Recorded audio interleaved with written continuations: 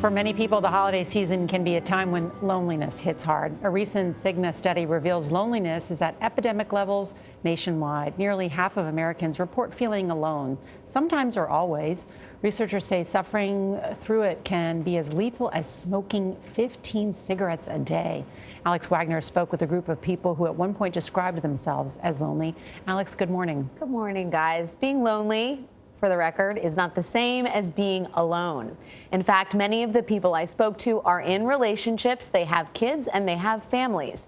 This is a diverse group ranging from a 25-year-old social media influencer to a 90-year-old widow, complete strangers who all connect on one thing. I'm typically not the lonely type. I'm usually like the life of the party. I'm usually like super happy. This one day I was like in my room and I was like, I really feel like this dark cloud over me.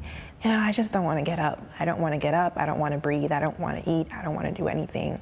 And, you know, I've never felt like that before. Everybody's experience with loneliness is different, right? Each one of you has different stories. There are different triggers for the loneliness, different family dynamics. ELISE, you lost your job? Yes, I worked all my life, and losing that social connection, it's very isolating. Evelyn, you lost your husband, who was your lifetime partner.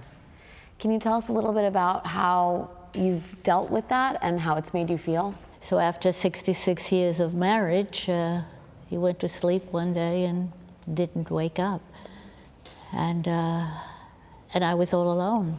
I had never really been without him. It was particularly bad at night. You know, we slept in a double bed and I would put my foot out and there was nobody there. The aging process can also be lonely too, in a way, can it? I'm still active, I'm still reading, I don't have problems walking. I don't feel 90. Felicia, you became a mom, and motherhood is a gift, it's a blessing, it's a beautiful thing, but it also can be lonely, can't it? It can. I have two faces. You know, I have my social face, and then I have my mom face. And for my kids, I don't want to cry. I don't want to express any sadness, you know, so I'm like smiling, but it's plastered on my face because I'm like, this isn't real. People think, you're a stay-at-home mom? Girl, you're doing yoga, you're going to the mall, you're making passionate love all night. Like, life is lit. And it's like, no, actually, I'm so busy that I don't know who I am. All of you moms are nodding in agreement on that. I had severe loneliness, and I think balancing being a new mom and trying to find myself, what I did is I literally sat on my couch and I did a post, and I just was completely transparent with my followers, and I said, if you guys are willing, let's meet up in Central Park, have a little mama meetup. Some were single, some were divorced, some were co-parenting, but it was great to see that all our issues transcend. When we talk about connectivity in this day and age, there's an expectation that it will feed us. The world of social media is enough to sustain us. I think the irony of social media is that it was intended to connect us, but I really feel like it disconnects us in a way. You know, on social media, you don't put out many vulnerable sides to you. This, oh, my life is perfect, everything is going great in my life. You put filters on your life, you put different things on your life to make your life look really great.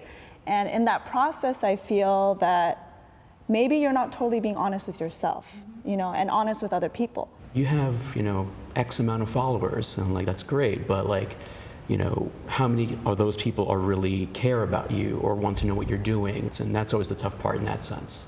I feel that Facebook, while it can be wonderful, is also horrible. Why? The flip side of it is when it's Thanksgiving, okay, and I'm single and alone, and you look on Facebook and everyone's with their family and their children and their grandchildren, and, oh, we're sitting around the table, isn't this wonderful? And it just makes you feel horrible. Dr. Winch, when we talk about loneliness, it's not just people feeling bad. There are significant and very real health risks that are associated with this. Very much so. Loneliness now is a greater public health concern than obesity and smoking combined. People don't think of loneliness as a problem or something they think, well, I'm sad. They don't identify the loneliness, but it's absolute work. You have to take it seriously. What helps? You know, how do you get through times that are tough? Or I find an activity that you like to do with others, okay? Like for me, it's bowling, okay? I've been bowling for 30 years. So I feel that you have to find a hobby that you like to do and try to do it with other people, okay? I think you just have to reach out every once in a while. You can't expect everybody to come to you. Oh, Grandma, how are you feeling?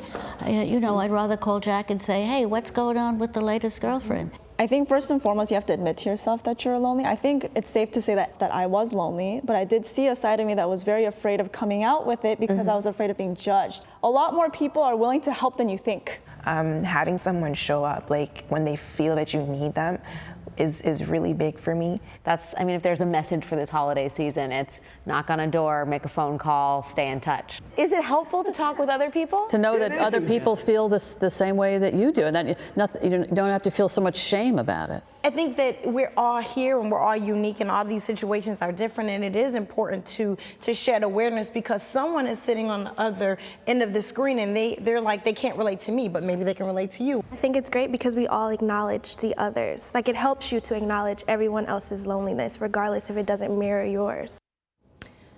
Doctors say being proactive is a way to combat loneliness. Start connecting or reconnecting with people, even if it is just a few you can rely on. Breaking the stigma and increasing awareness helps to fight loneliness, and speaking out is the first step. You will discover that loneliness is a lot more common than we realize. Wow. And I love that idea, Alex, that you can be alone even if you're surrounded by people. And also, it's up to us, right? We should knock on that elderly neighbor's door, that person who's newly single. I like how they Alex, made a thanks. connection too. Yeah, they did.